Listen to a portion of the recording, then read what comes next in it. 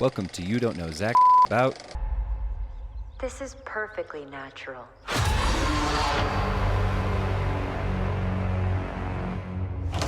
So I just watched 2022's Barbarian. This was the breakout horror film debut of Zach Cregger from The Whitest Kids You Know, supporting the idea that apparently all you need to be a successful horror director is a background in comedy. Between him and Jordan Peele, it really seems it lends itself well to the horror space. We also have Georgina Campbell and Bill Skarsgård as our two leads, with a surprise appearance from Justin Long about halfway through the movie. Georgina Campbell and Bill Skarsgård are really good. They're just two professionals who have accidentally split this Airbnb for a couple nights. Bill Skarsgård does a great job of delivering sort of a strange, stilted performance where he's not quite a bad person, but he is suspicious. And so it lends itself well to a twist that comes about a third of the way into the movie. I won't give away necessarily what it is, but if you are into horror, I highly recommend this film. The only thing that I would say is there are themes of incest and rape within this movie, so if those are no-goes for you and your horror, then this probably won't be the movie for you.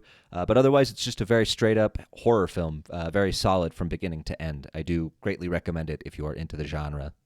So in terms of plot, Bill Skarsgård's Keith and Georgina Campbell's Tess are splitting this Airbnb until Tess finds a hidden, basically torture room in the basement of the house. She tries to explain to Bill Skarsgård's character what's going on here, and it's at this point where we start to question, like, is it this guy?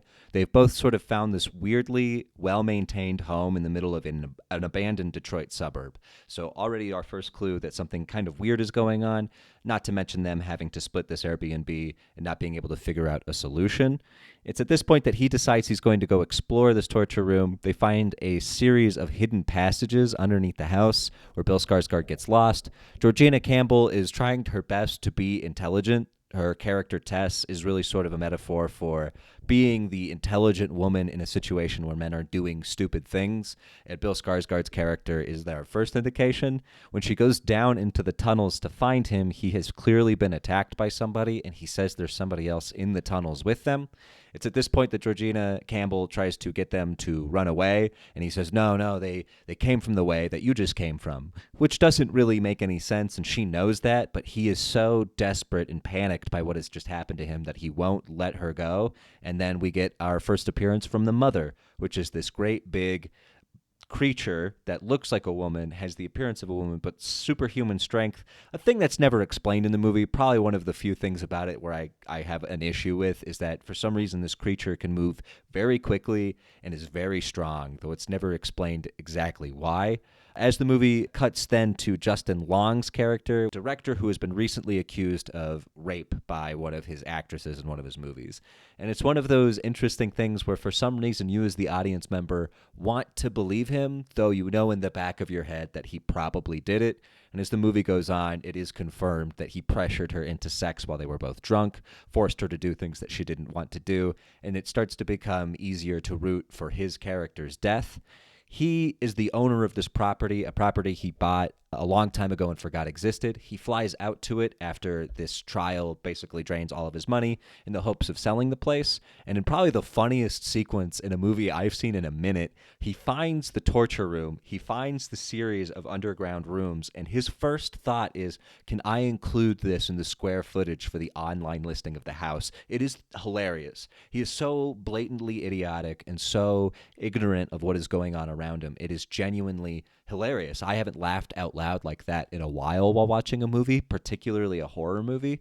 And in the case of Justin Long, he does such a great job of playing these smarmy douchebags. He played one in Tusk, and he just sells it so well, despite being a guy who can also sell sort of the like shy, introverted dude. He is killer in this.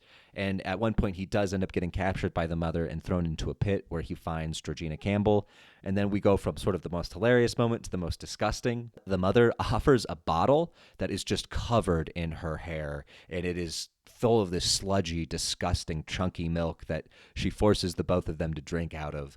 They do manage to get out, and it is sort of at this point that they scramble and they're trying to figure their way out of things. Justin Long stumbles upon an old man who has been the owner of this property until it became his property. And this is the point where we get a flashback sequence to who this old man used to be. And he would obviously rape them, and he would then have also sex with the children, the offspring. And this creature, the mother, is one of them. But one of the sort of most disturbing moments is the mother almost has Bill Skarsgård when he goes into the old man's room, and it's the one place that this creature is terrified of, which really, really strengthens the theme of women being hurt by men. Fantastically shot movie. Also, the sequences when they are in these dark underground tunnels is just gripping and terrifying and just straight up horror. I haven't seen anything that leans so strongly into I'm just here to make you scared. I'm just here to be tense and terrifying more than this movie. Georgina Campbell's character does get away. Justin Long's character they do get away. They manage to escape out into the streets of Detroit, but this neighborhood is abandoned. A homeless man who had tried to save Georgina earlier in the movie, not to her knowledge because he's acting like a crazy homeless man, manages to hide them away in his camp, but then is promptly killed by the mother when she hunts them down. Justin Long's character and Georgina Campbell's characters go to the top of a water tower where Justin Long decides it's every man for himself. And in a moment where it only confirms what a bastard he is, he kicks Georgina Campbell's character off the top of the water tower, and the mother, who has ingratiated herself to Georgina Campbell's character because she listens to everything the mother says and does what she's told, throws herself off the water tower and catches her before she hits the ground, which is not realistic. Obviously, if Georgina Campbell's character goes first and then the mother goes down, there's no way the mother can get underneath her. Justin Long's character comes down and he's like, oh man, that was my tactic the whole time. I wanted to throw her off the scent, despite the fact that that's clearly not true. The mother is not dead. Again, it's never explained why this creature can just keep chugging, why it's so strong and so fast. It kills him. And then it has every intention of taking the now wounded Georgina Campbell back to the home to trap her there as her baby forever. But Georgina Campbell, who has a gun from earlier in the film, puts it to the mother's head and blows her brains out. It's a very straightforward horror film in terms of plot. It's very, very straightforward, but the acting is incredible, frankly. Georgina Campbell, Bill Skarsgård, Justin Long, they all really sell their characters well. Justin Long is this huge piece of garbage. Bill Skarsgård is this really weird, introverted dude who is the clear red herring, but it doesn't become obvious until later after his character is killed off. Georgina Campbell is so good as this woman who just wants to live. She just wants to survive and take care of this monster before it can hurt anybody else. All around, I really liked Barbarian. I really liked the way it was shot, the way it was scored, the way that the acting was set up. The sequence in the 70s in particular is very well shot and really creates this era of timelessness, even though you know what time period it's in. It's very subtle. At one point, the old man, when he's a younger man, goes into a woman's home pretending to be like a sewer management guy, and he goes into her bathroom to quote-unquote check the water.